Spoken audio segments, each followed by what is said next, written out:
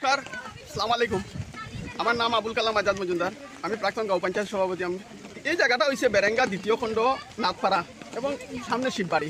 ND ডিপার্টমেন্টে বালা জানে Berenga Nathpara weavers colony বা শিববাড়ি, উইভার্স কলোনি প্রোটেকশন বা শিববাড়ির কিনারো এই এনডির এই দুরবস্থা।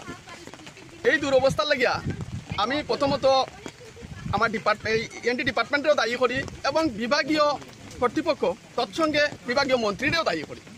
গত 2022 প্রলয়নকারী যেটা বন্যা হয়েছে, এই বন্যার পরে একটা ঐতিহাসিক অনুদান এই অঞ্চলের এনডি নির্মাণের লাগিয়া সরকার কর্তৃক অনুদানটা দেওয়া হয়েছে। সুন্দর কথা 2022 আর আজকে হয়েছে 2024। 2022 ফ্লাডের পরে অনুদানটা যদি স্যাংশন হয়েছে, তাইলে দুইটা ড্রাই সিজন গেছে।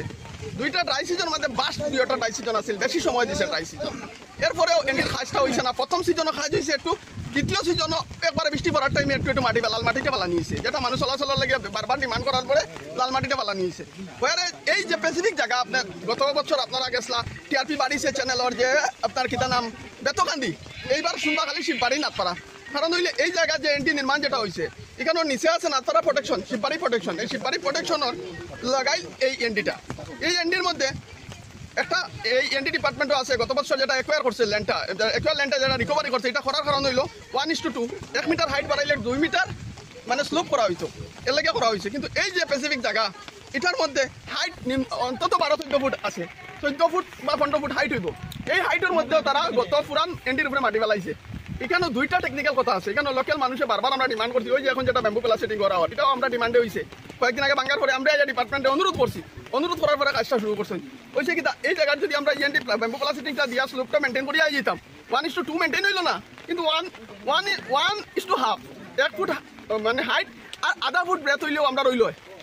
এই সরকারি যেটা মানে টেকনিক্যাল লাইন আছে, এটা না করিয়া যদি আধাটা করা হইতো, 2-এর জায়গা আধা করাইয়া যদি স্লোপ মেনটেন করে করা হইতো, আজকে এই জায়গাটা হয় না। এটা পুরান এনডির লগে কয়েকটা সেগুন গাছ আছে। এই যে এটা কইরা এটা একটা বড় একটা পাড়া গিয়ে গেছে, নাথপাড়া কেন না, নাথপাড়াটা বর্তমান গঙ্গাপুর চৌধুরীপাড়া। ওই যে যেটা গঙ্গাপুর দেখা, এটা হইলো আমরা বেরেঙ্গার জমি, এখান থেকে ভাঙ্গি আজকে এখানে হয়েছে। এবং কয়েকদিনের মধ্যে হয়তো বেরেঙ্গাটা একসময় অতীত হয়ে যাবো, এখানে গঙ্গাপুর হয়ে যাবো, আর বেরেঙ্গাটা না বিলীন হয়ে যাবার চান্সও আছে। এই অবস্থার লাগিয়া আজকে আমার যে মানে ছেলের বউ, আমার বাতিজা বউ, আমার অনিল দা, আমার বৌদি, তারা যেটা খুব দর্শাইছে, কে লাগি দর্শাইছে, আজকে তার কিনারও আই গেছে, বাধ্য হয়েছে। বারবার অনুরোধ করার পরে পারছে না, লাগে তো এই বিচারিয়া কর, তার পকেট থেকে 50,000 টাকা দিত।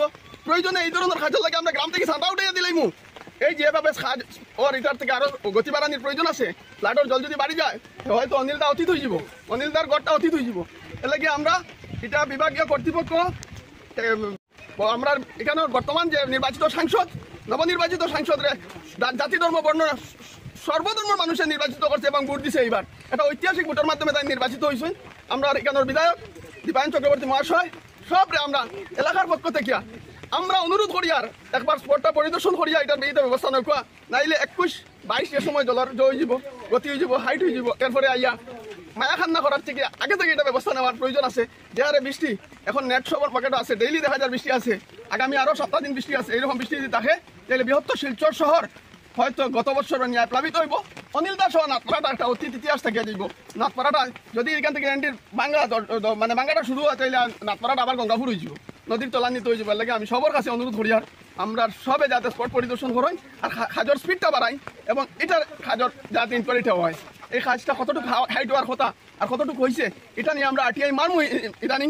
কারণ ডিপার্টমেন্টে কইছে হাইট 2.5 মিটার থেকে 3 মিটার হইতো।